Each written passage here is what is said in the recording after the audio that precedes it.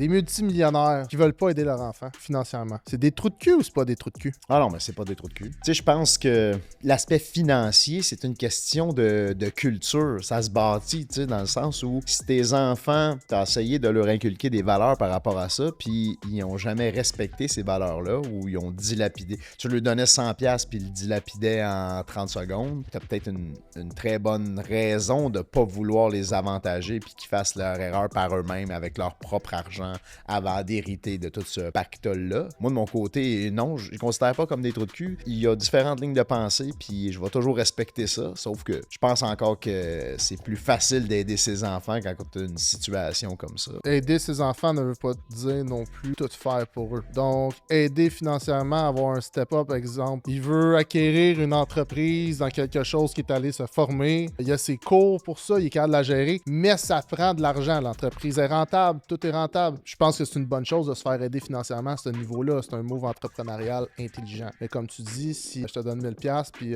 tu reviens le lendemain et me dis « Ouais, mais j'ai tout flobé mon 1000$, ça se peut que t'es moins porté à en donner d'autres. » Ce qu'on entend souvent aussi des gens qui ont bâti leur fortune puis qui sont nés avec rien, ben ils disent « Moi, je pense que ça m'a vraiment aidé dans la vie de partir de rien puis de builder. Fait que je pense que mes enfants devraient prendre le même chemin. » Et là, ça, c'est difficile de dire à quelqu'un qu'il pense pas de la bonne façon, là. On doit respecter ce qu'il pense puis mettre en place un plan pour lui qui va être adapté à comment lui pense par rapport à ça.